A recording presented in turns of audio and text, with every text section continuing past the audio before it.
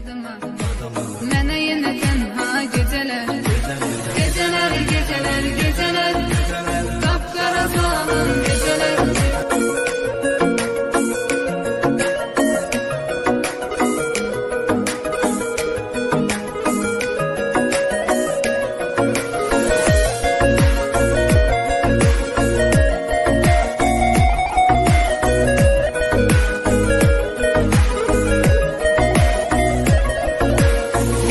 Həsrətdən alışam, şəkillərə baxıb danışam.